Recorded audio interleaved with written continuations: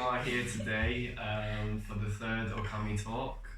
Today's topic being nature and human design. Andrew. I'm Iolanda. Mirabel. Yes, so I'm going to start off with one question just to get the ball rolling. From your guys' perception, what is nature or natural, and what is human design? You could see it as synthetic. Like, what does that mean to you?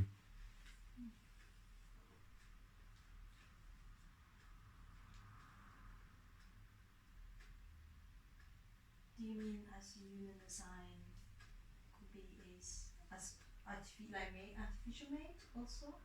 Like Yeah. in a way?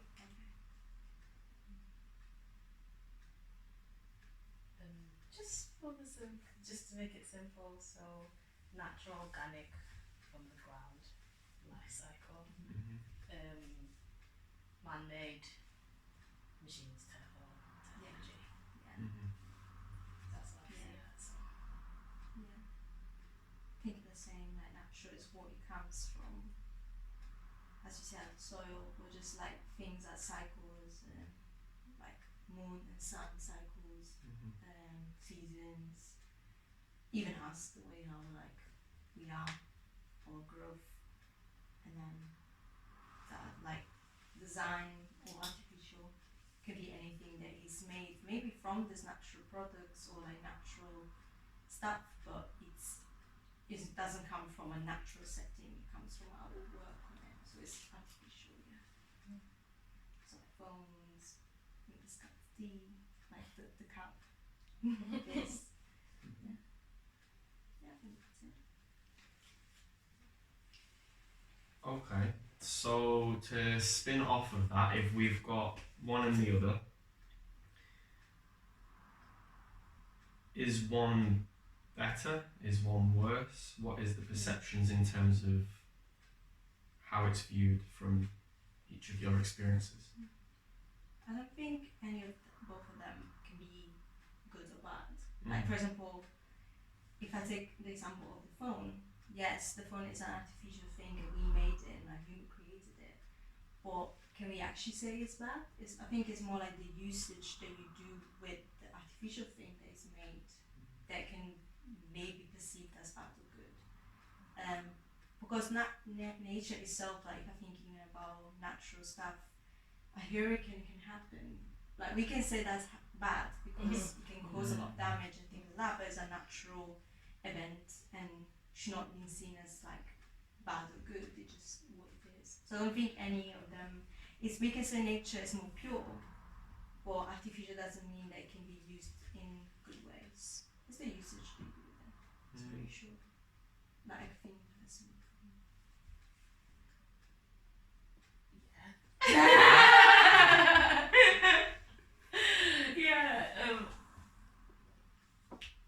I agree. Literally, I don't think there's much to add to that. She's gone into examples, because the only I agree. There's nothing really much more to be said. It's down to usage at the end of the day.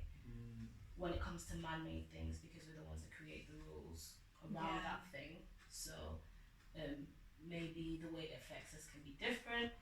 Natural things, nature, hurricanes, global warming, you can say that's a reaction from what we have caused, from the man-made things that we have done.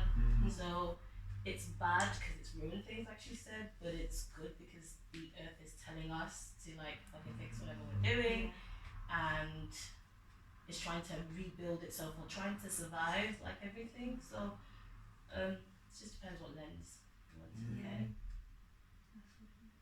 So yeah, from what you're both saying, there's like these layers of viewing where you can see it from a human perspective, maybe from a personal human perspective. You could also see it from a global perspective, from the Earth's perspective.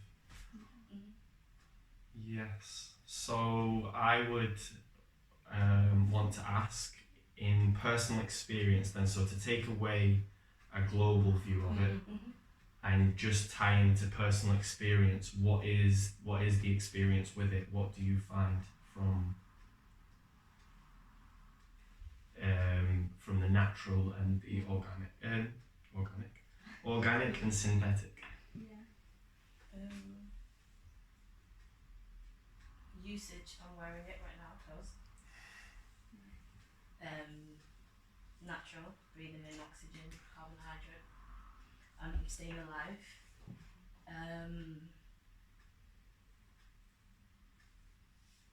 The negatives could be I might be buying too many clothes, you know, gluttony in that.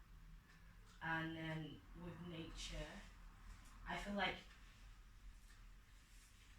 it's our interaction with nature that then brings the negativity towards it. Do you understand? So I don't feel like there's anything wrong with nature. So I would say it's my treatment of how I move, taking 50,000 taxis when I can walk to Tesco, all these things. It's mostly down to my responsibility how I deal with nature. It doesn't really do anything wrong to me. It's what I am doing to it.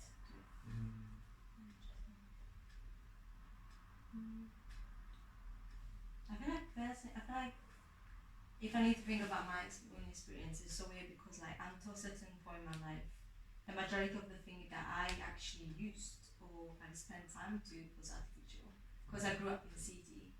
So seeing nature was really rare, and if it was like maybe I was too little, I was really switched off from it. But right now I think like if I think about nature and artificial or like something organic, something synthetic, whatever, it's like every time I buy new clothes or I consume something that is man-made, it's a short time pleasure. Like it's a short time period. It's like okay, it's good, makes me feel good, that's fine. It disappears after a few times, like or after like a few minutes. But it's like if I even think about time spent in nature or like even just time spent with myself because I am nature. So in time I do self-care like properly, or I take care of my plants, or I spend like good long walks surrounded by trees, then that makes me feel good and it lasts for longer time. It lasts for like that sensation of like relaxation and feel kind of like connected to with my own true nature in a way. It's more longer. Like it makes me feel it fills my cup for longer time. When it's like that artificial thing is a bit like, oh, it's good, and then it's like, oh, okay, I'm done with it, and it goes away. Yeah, I think it's more this for me personally.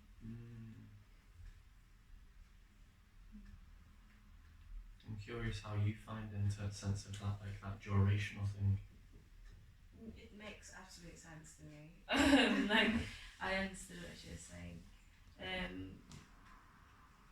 How do I put it into my words and my ways?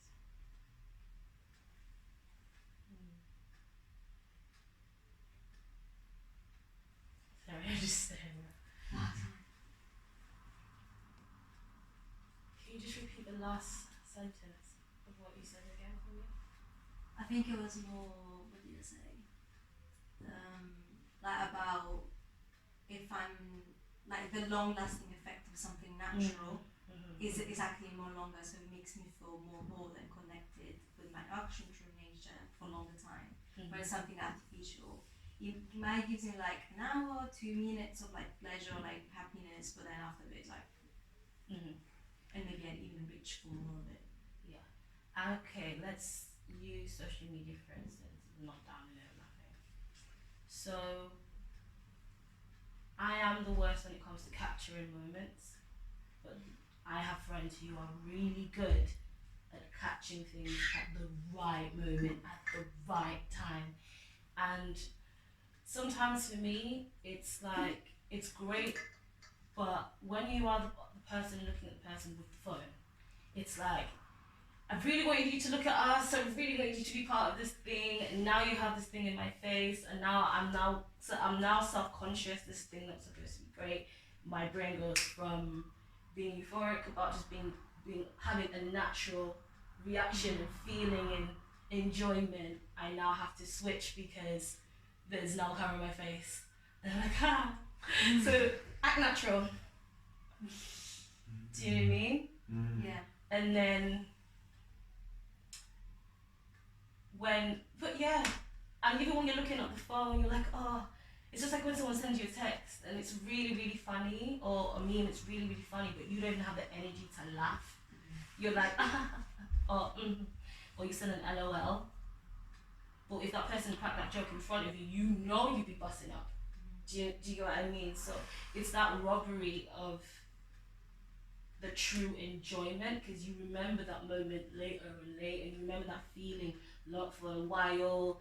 If you were feeling bad, it takes you out of it straight away, kind of thing. But you could be on your phone laughing your little laughters inside your head. The moment you close the phone and you look at somebody, or the person that was irritating you like 5 minutes ago, you're back to that. Whereas if you had met someone that the feeling was now, you walk into another situation that might be annoying, but you won't feel the need to be on the attack as well. Am I making sense? Yeah, I think so. Like your energy is lighter anyway, so when you are now faced with adversity, instead of being knee-jerk with it, the feeling of happiness is still inside of you because you exerted that laughter. It was physical for you, so your body's still physically in that mode. It doesn't have time to be upset with whatever you have to say. Do you know what I mean? Do you know, it takes a lot longer to be upset because I'm still high from my happiness rather than I've been on my phone, it's locked up, now what? Do you know what I mean? Yeah. I get that then. Yeah, that's natural and thingy. Artificial. Yeah. That's an interesting thing to like hear. Yeah. So I think a lot of time I found myself. I think it creates a bubble, and then the bubble is just kind of like, I come back to reality. Yeah. But if you were in that reality, then it's even maybe more colorful. Yes. Then it will be better.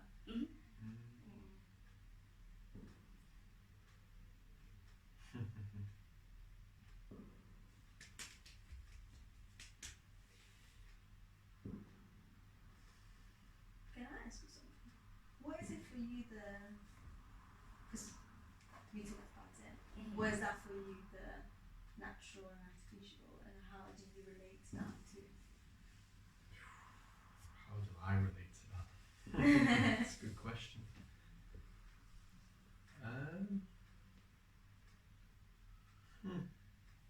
I guess I would relate to them both in different ways.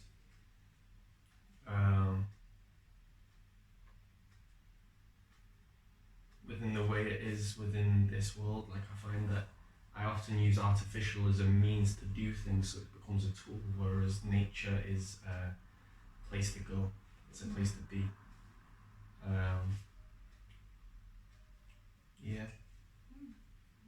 In a very simplified sense. I'm curious to tap back into the conversation because I get the sense from what you're saying that this idea of duration and how nature fills your cup.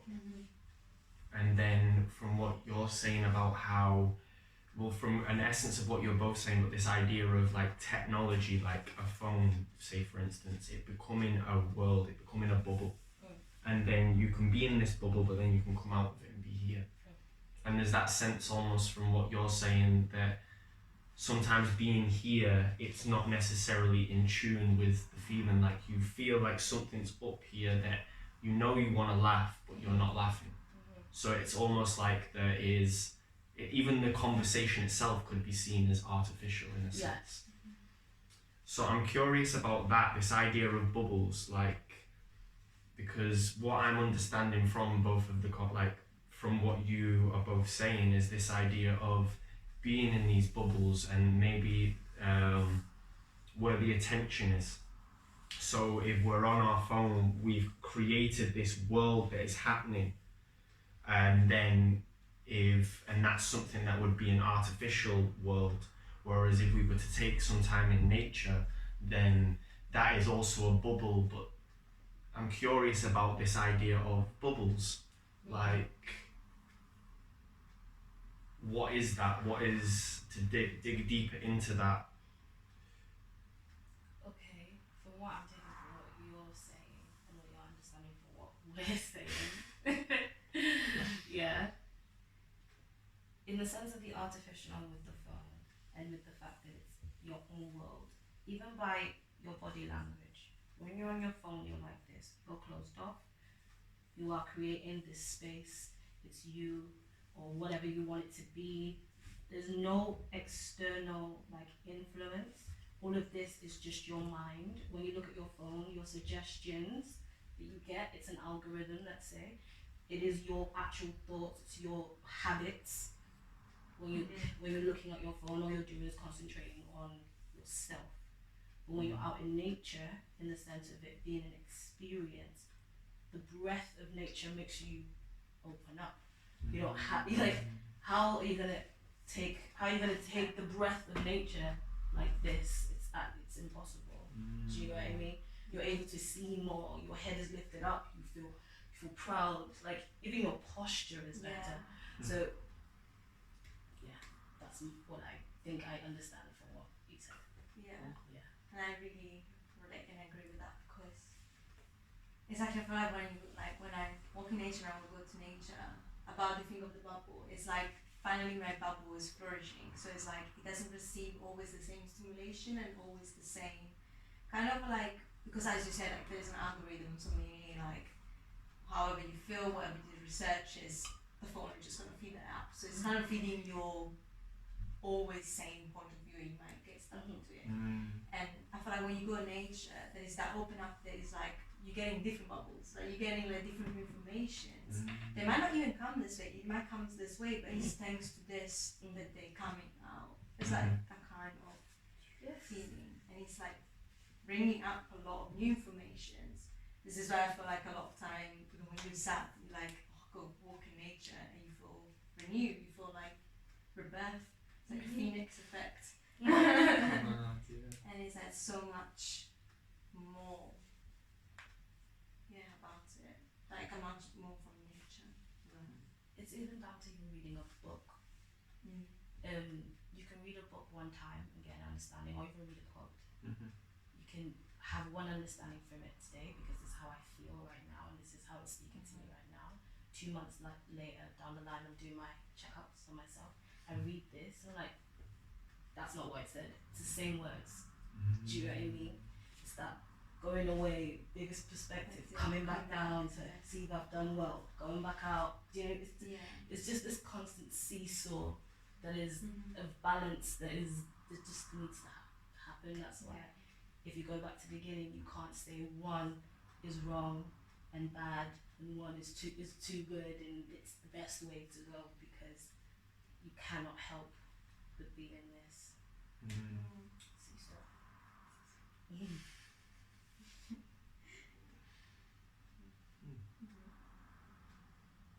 Interesting.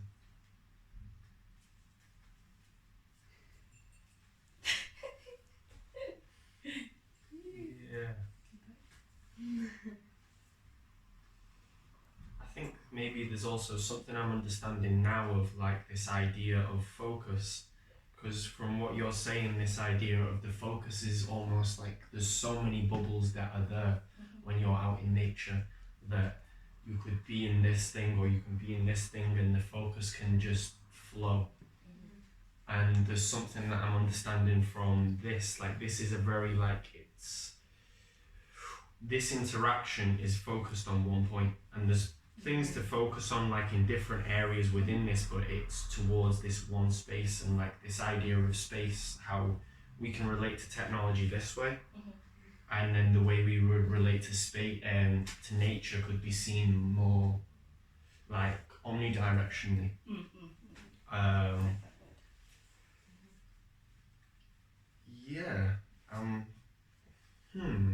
It's interesting.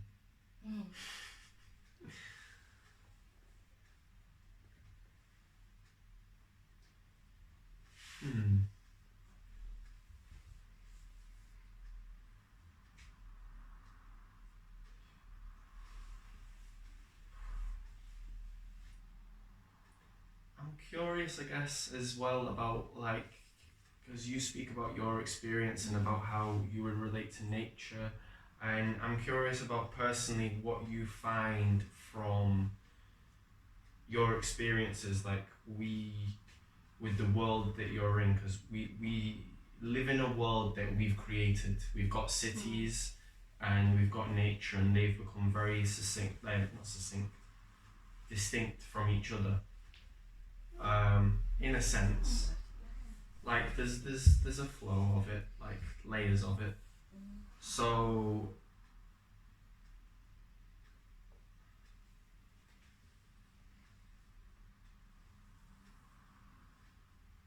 okay, so to put this into a question, do you notice a difference between, let's say, being in the city and being in nature? Like, is there a difference in how you are individually? Like, energy, attention? Yeah, absolutely. I can say yes and no at the same time, because that depends a lot from how I'm feeling the day and how I'm really connected with myself. Because a lot of time, if I don't take myself on my own nature, so my own body, so my own garden, when I go to the city, I feel drained. I feel like I can walk around and after 50 minutes I'm like, oh, I'm done, I need to go back home and sleep. Or I'm more susceptible, okay, is that even a word? Yeah, susceptible to consuming.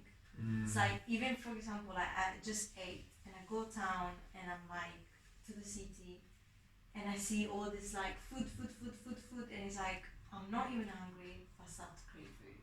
So I start to have that consuming, I need this, I need that. So in that case, yeah, it makes a difference, but it's like if I'm taking care of my own nature, I can go town and nothing can touch me. Like in like not any weird consuming energy, bad energy, all the people energy, there's artificial buildings that I need to say they're not really that inspiring. Like I need to say like some architecture, I'm like a bit more colour please. So but it's like, yeah, if I'm like good with myself, I'm like, oh, I feel powerful and I'm like, oh, I don't need this. So it's like I feel contained. When I'm in nature, I just feel blessed. I think that's it. Like it can turn my day, good day. If I'm feeling neutral, it can get even better. If I feel good, it can even get better. Like it's just amazing. It gives me time to even just relax and stop. And experiencing time as limitless as it can be, because it becomes like this. Yeah. I come back to feeling like flourishing, expanded and breath of Mama Nature at the end. That's it.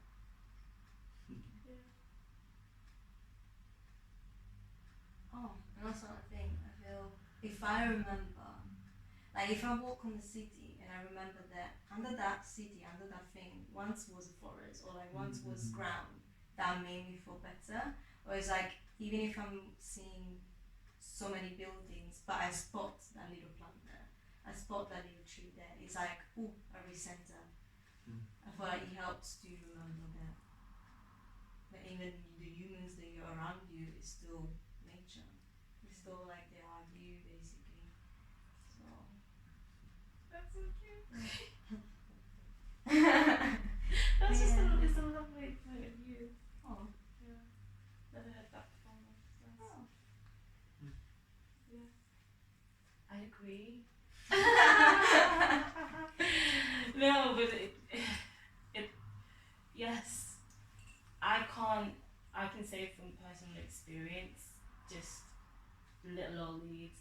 I look at where I've chosen to live, where even with the partner that I have, where he likes to live, and those kind of things. I am not a complete city girl, but I'm not a complete country life. I've done that. I lived on a farm. The closest corner shop is 8 miles away. So I have done that, and it is nice. It is nice, but the level of silence and emptiness that is left there. It's sometimes for my character, it's too still for me. It is okay for a season. I can do that 2-3 months, but I have to move because in as much as we crave silence, sometimes in that time where your head goes and where your head chooses to explore, if you're not careful, it can take you places that you might not even end up recognizing yourself because you've gone too far in a belief or a thought and stuff. I'm very, very mindful of that for myself. Highly addictive person, so I have to check on that one. But cities, London is 4 days at max. It just feels, and I feel like the energy in the space of what a city is, it is made for that kind of pneumatic drill ways of moving.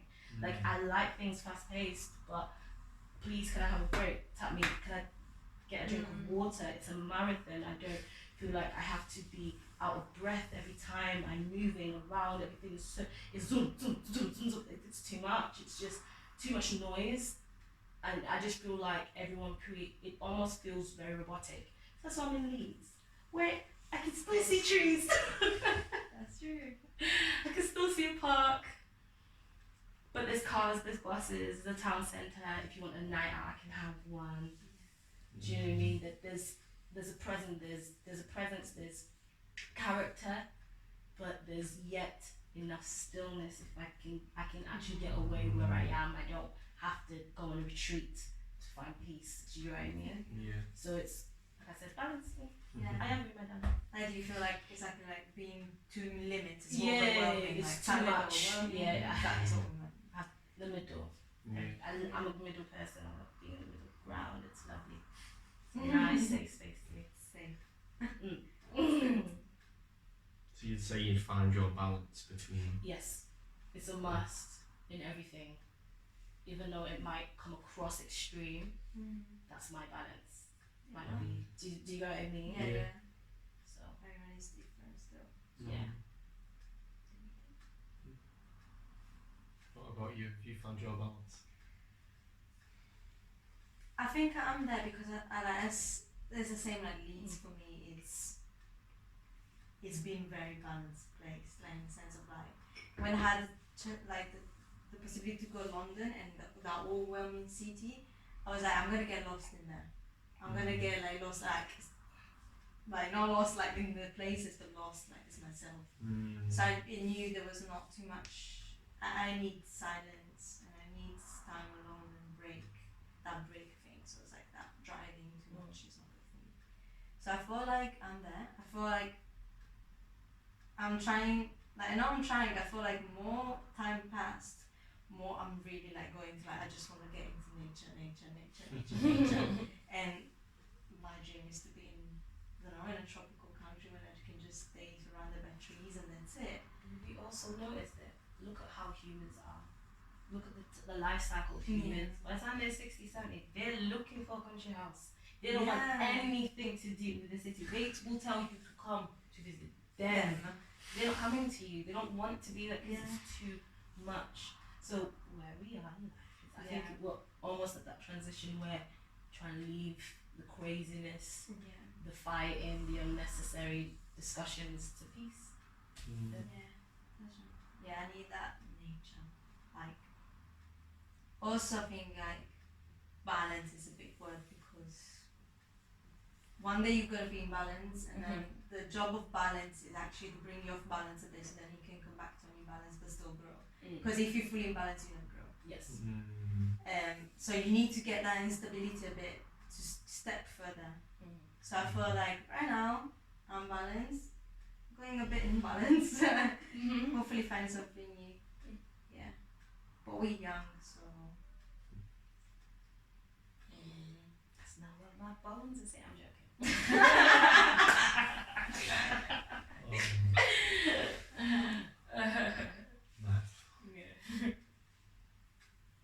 Okay, so So I'm gonna throw a curveball in here right now. So we've managed to find ourselves in a place of like essentially the city and nature and the balances and the perspective of balance. I'm now gonna shift and ask,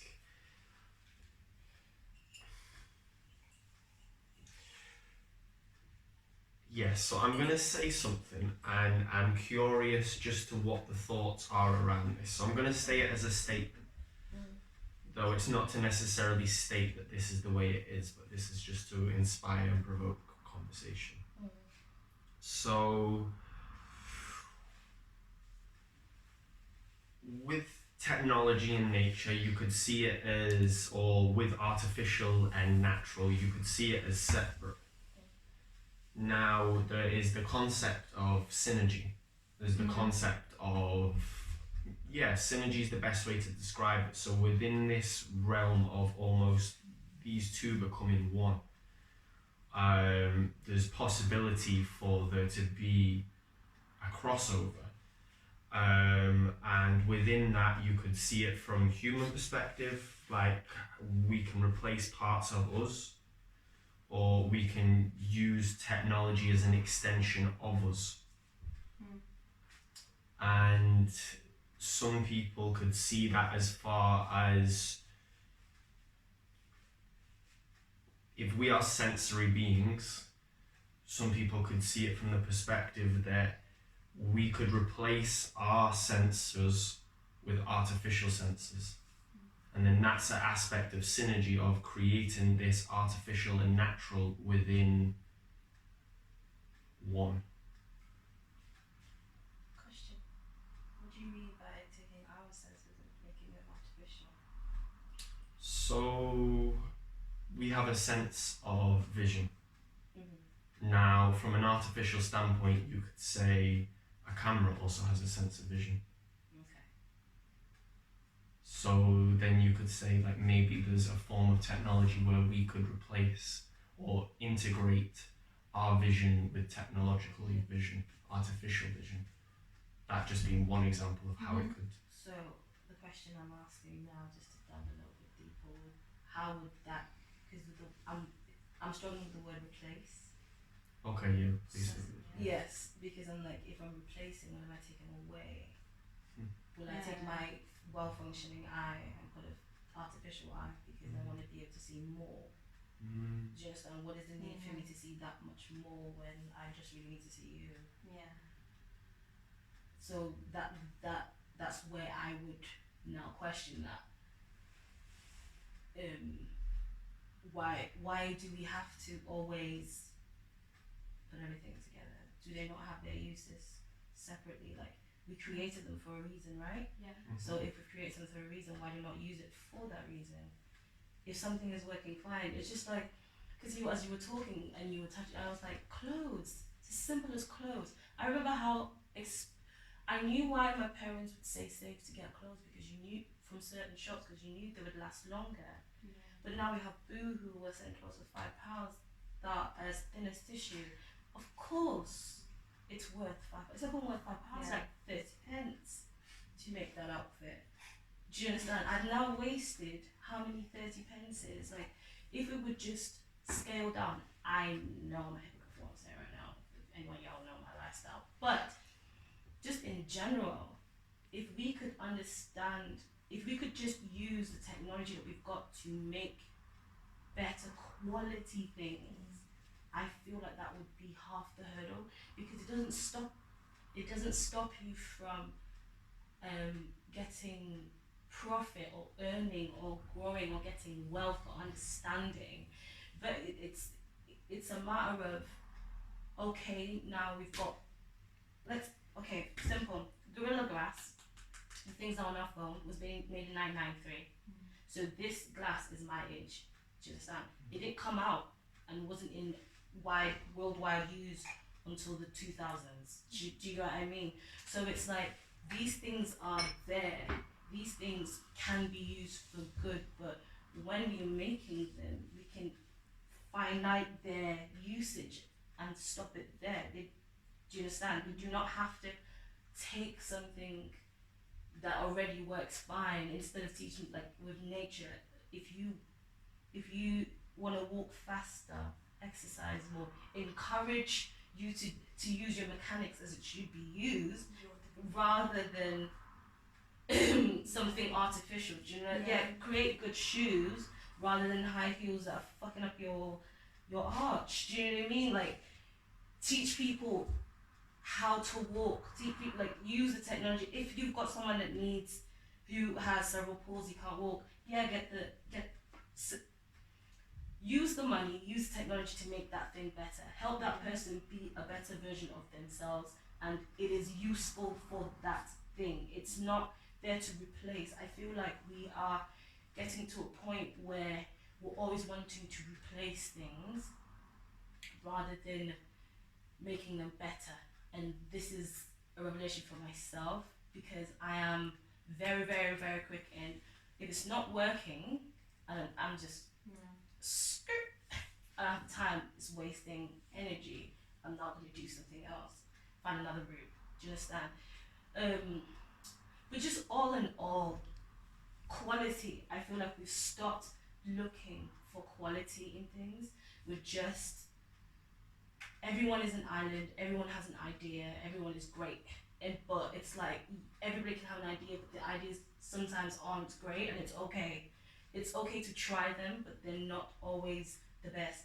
They don't have to be the be all and end all. Sometimes it can be dashed away because someone could have taken that idea and make it better. To think of it as, rather than it being something that knocks you, you'd be like, okay, cool, that's a problem.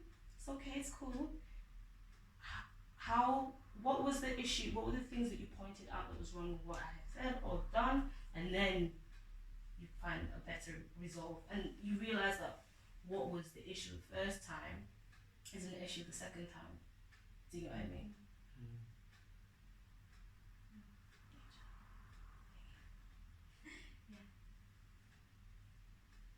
Do you, I think another question about like your question. When you were meaning like nature and artificial, you meant like working together, like getting together, or like technology. What do you mean by technology or something? No, it's like, I feel like I'm asking this myself because sometimes I feel like technology is like, wait, what is technology? Like, what does the actual technology mean? And then, because for example, like if you think about like the thing that you said about replacing, it's like, why do we need to replace if the thing is working? And I feel like sometimes, for example, like my view about like technology and natural, I think they can work very well together if the things are not destroying whatever is there already. So for example, even if I think about my body, I'm like, okay, I want to have a smarter mind, I don't know, like I want to get like clear like vision, clear intuition and things like that, and it's like, okay, they make this little, maybe in the future, technological thing that you can put inside your brain and it erases your like, I don't know, your percentage of usage in your brain so you can use it all. It's like, fair enough, that might help. That might create all the problems because you bring something artificial in your brain, but fair enough. But it's like, before getting there, we realize that we didn't master our own technology first. Like our body is a technology. It's a kind of like a machine in a way. Like it's so much potential, supernatural in a way. It's like you can do a lot of things, and we just discover I think the 10% of it. There's people that discover even more of it, but they like them few little very rare people, and they almost looks like, or you can hear it as magical. But for like we need to master the technology that we have already of our own nature before stepping further and adding that also artificial of creation of our mind, because the creativity and thing. The reason why that was not popular is because it's not profitable. Yeah, exactly. That's the only reason.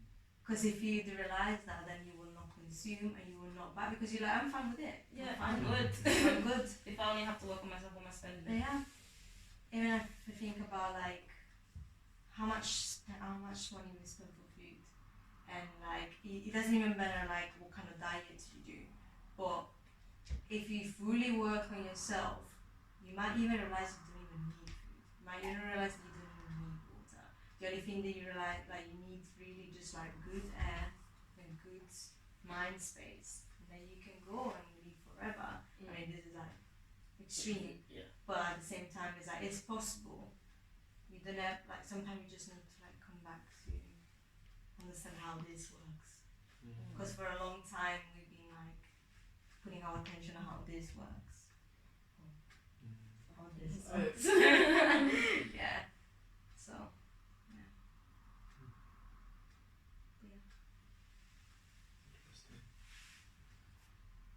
Like technology has just helped make the reason why it's been around is just to make our lives more comfortable.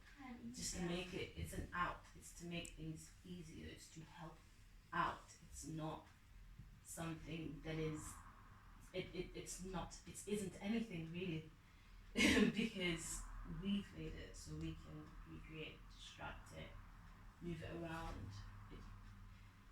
It doesn't have any rights because it is created and other people can create better things in different places. We come up with better ideas. We're always creating. We just cannot stop creating. We will always come up with a better idea every single time. It might not come when you want it, but it will come, and when it comes, it's amazing. It's an epiphany for you. You just can't help but be excited about it. Do you know what I mean? We just get hung up on the things that we create because we're attached to it now. It's mine. I did it. Can't help it.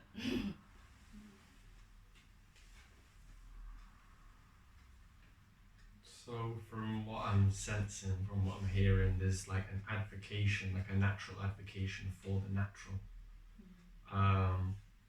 I guess also within my own word choice of how I said the question, it shifts a certain perspective, which then shows, going back to this natural. You mentioned something about the technology we have. Yeah. So I'm curious more about that, like the technology that we have within us. Yeah, I feel when I'm beaten back technologies like of our bodies and how humans are in general, is the fact that because we are nature and we can even say we are the universe and as above so below, we do work. We have so much potential.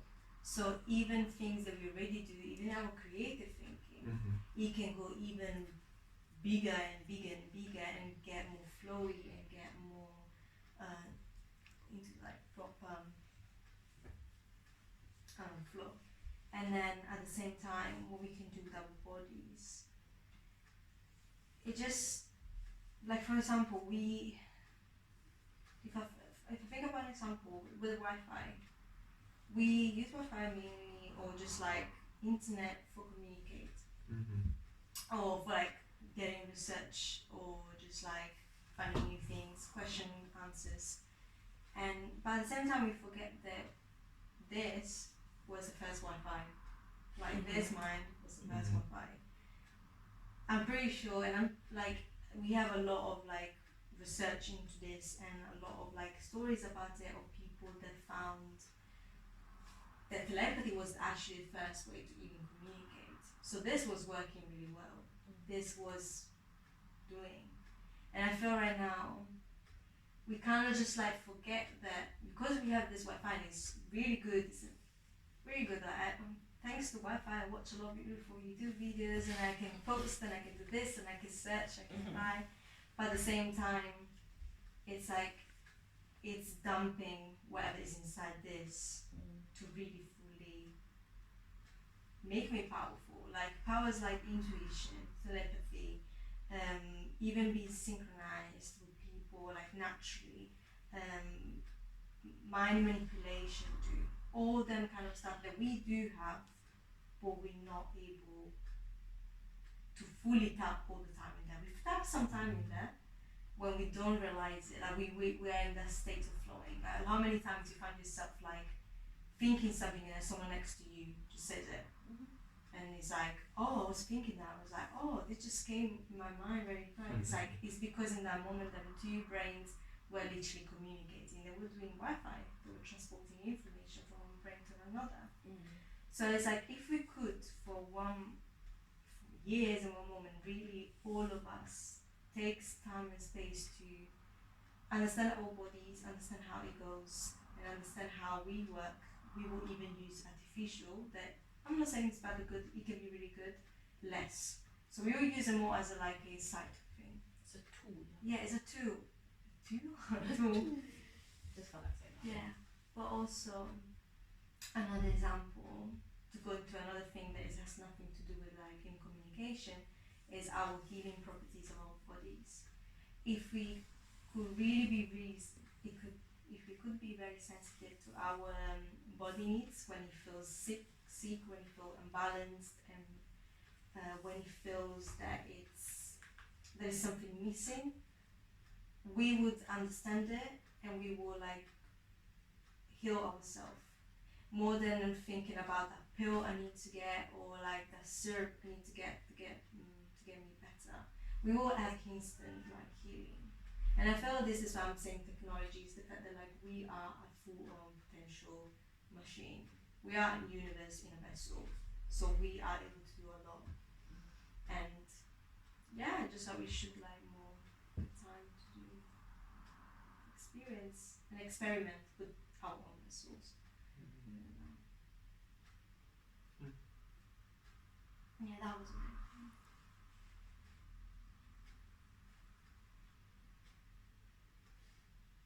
Sorry, I keep looking at you so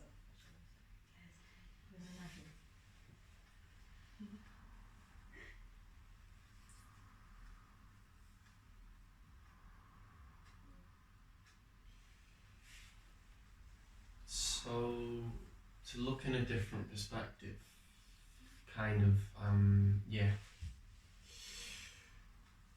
would it mean by combining our technology with potential artificial technology, would that mean we would lose our humanity or evolve? sorry. I'm not gonna lie, I already have an answer for that. Sure.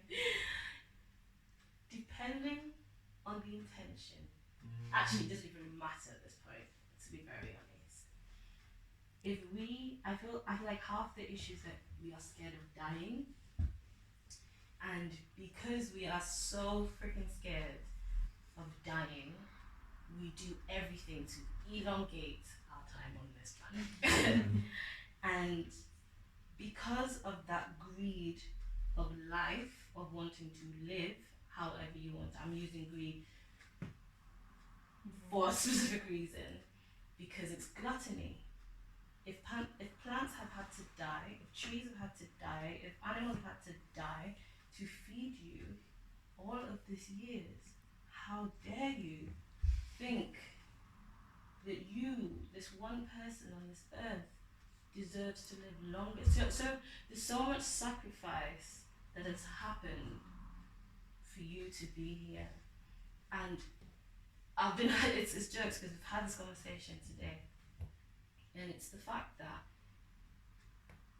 the time that you have is borrowed. The moment you take breath, your proverbial life ticker is going down. We spend so much energy on trying to perfect whatever reality that we're trying to create or whatever we're trying to do, rather than actually experiencing things.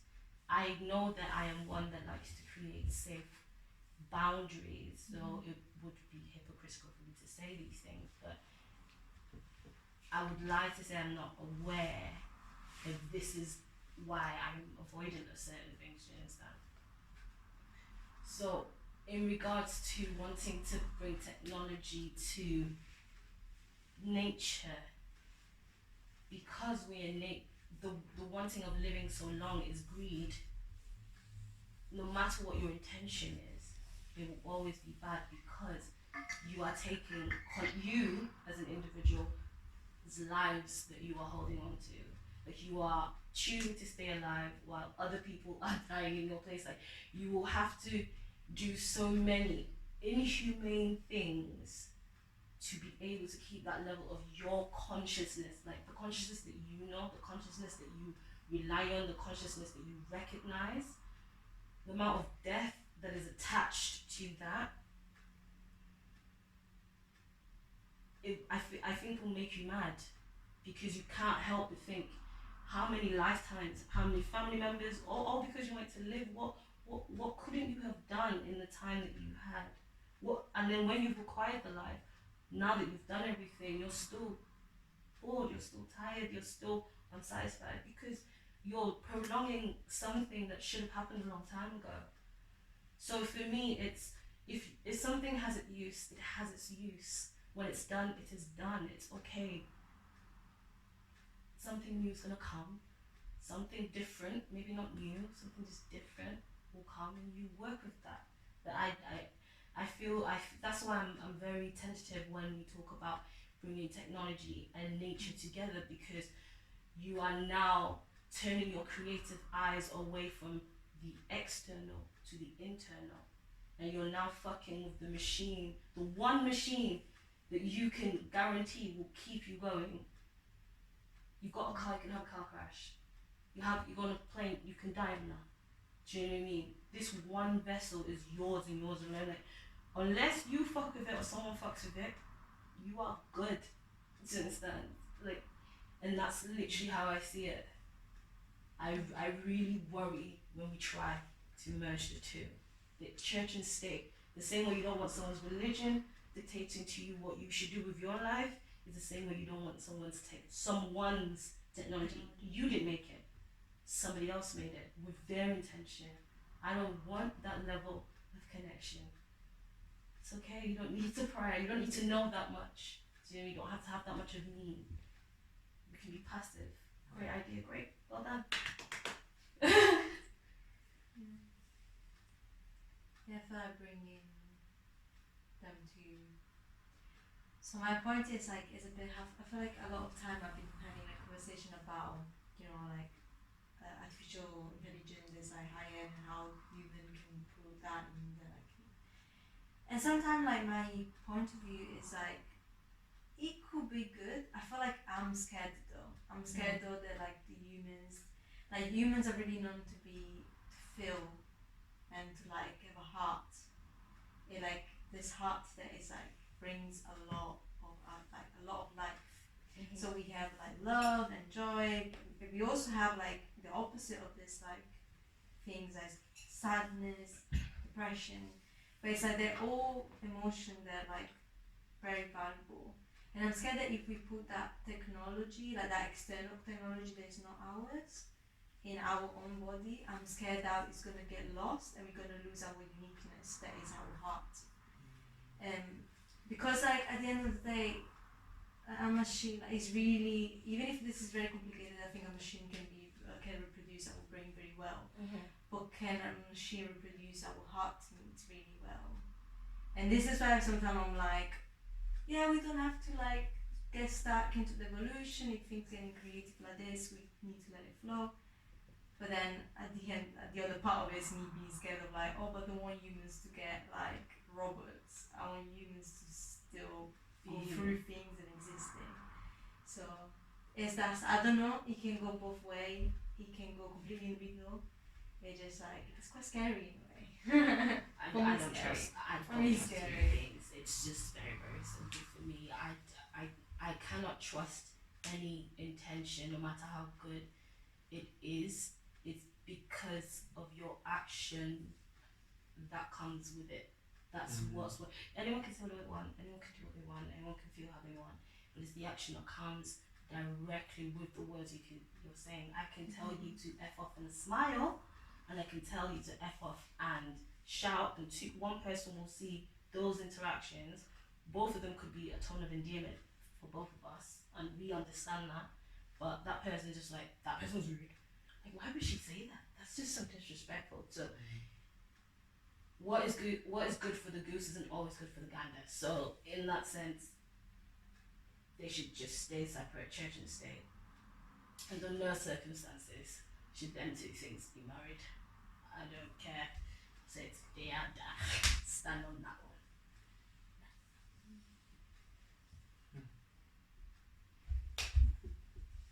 So it's almost like there's a level of, from what you're saying, morality and intention that's just questionable. Technology doesn't have nuance. It only has commands. It only says what I told it to say. It only knows what I have produced. When AI is learning, it's learning what we have put out there. Someone in Australia has written a story about Britain and has put their spin on it, but that's not what actually happened in Britain. Something happened in Nigeria somewhere. That writer wrote it. How is the technology coming to decipher between who's telling the truth and who isn't? Who's manipulative and who's not manipulative? It doesn't have that level of commands. And when we give it that level of commands, it's now trying to create a soul in something, but it still won't understand something because it's now nuance. Yeah, it doesn't understand the culture in that area. It doesn't understand maybe a language. It translated it wrong. There's too much error in involving technology in human interaction. That's why people are mad that we've got people are losing their jobs because we want to ship out more shit quicker than waiting and planning properly. Planning 2 weeks in advance for the event that's supposed to happen not the same day. Yes, hypocrite, but it's the facts of the matter.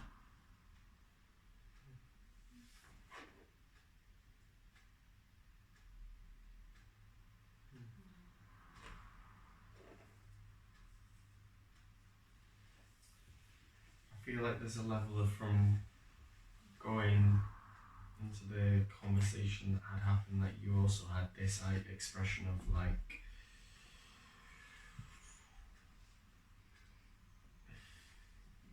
fear in a way of the potentiality of where it can go. I mean, there's a level of similarity that comes from different perspectives, and I feel like there's this fear of what is unknown, like what we haven't got control of. Like.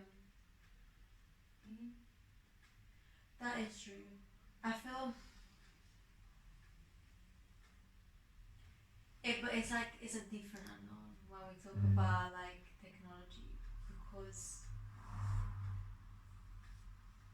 I mean it's normal to have fear of the unknown because we are creature of habits, and so it's when something unknown, even if maybe the unknown might be even more beneficial than what we know, it's still like when you face it, it's like oh. So I feel like when it's about changing some, I don't know, it just depends. Like it's replacing. Yeah, also that, yeah. But yeah, in general, yeah, I think it's just the unknown. But it's like it's a very unknown, far away from my nature. Like in the sense, like nature can be even. I don't know what's going to happen tomorrow, but like tomorrow as a day is the unknown. But it's like, for example, I put this new machine in my body, and I'm scared of the unknown because I'm scared that machine might turn a bit crazy one day and maybe get me all like mad or modify even my being. So I feel like there is that kind of fear a bit. Yeah. Or maybe not fear, more like trust. Like it's the trust. Like I don't fully trust it. And if I need to trust it, I need to trust that the things are even gonna go bad. Like understanding that if I wanna trust, then I need to take my responsibility to be like, okay, things can go both ways and accept it.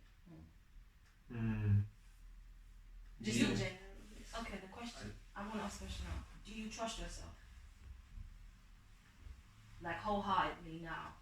do you completely trust and understand yourself? It's a process. Okay, right? Same process. So for me to fathom that level of technology, to go inside me, I feel like it's more about the fact, it's not that technology is bad, it's the fact that the intention of who made it is what's problematic to me. My body goes through so many changes. My period happens, and I'm like another person in that you experienced it like in those few days. How can I then completely allow myself to trust this thing that somebody else has created for me? It's not even something that I need. Do you understand? Like at this point, how much more do I really need to see? It is not a problem for me. It feels like a very first world problem because it's almost escaping what is actually around us that we need to fix. It's almost like a throwaway. It's going to happen, it's happening. We can't stop it. Yes, we should have conversations about it. But in regards to what the true issues that it's supposed to be fixing, we as humans are refusing to fix them with another human. We are creating things to fix our problems. Do you get what I mean? We're running to, yeah, we're trying to be gods. It's just trying to be many gods. That's it. So I guess to find some level of conclusion, well not conclusion, but some level of like stance within this, it's this idea that technology is a thing that is undiscovered in certain senses, and there's intentions behind that. It can be manipulated by external things from what we could perceive. And there's this idea that if there's this level of trust and this like flip of the coin of trust and unknown, like trust in, not that fear is the opposite side to it, but it comes on the same coin, and this idea that we've not fully understood our technology and we're now starting to look into things that are outside of us without fully understanding what is inside of us. Yeah. Absolutely. That was it really. Interesting. Well, it has been a wonderful conversation. It went in so many ways. Yeah. Mad example, man. God, I need to just simplify that. Give my brain a second. Yes. Well, thank you both for being here. Oh yeah. Thank you. Thanks, man.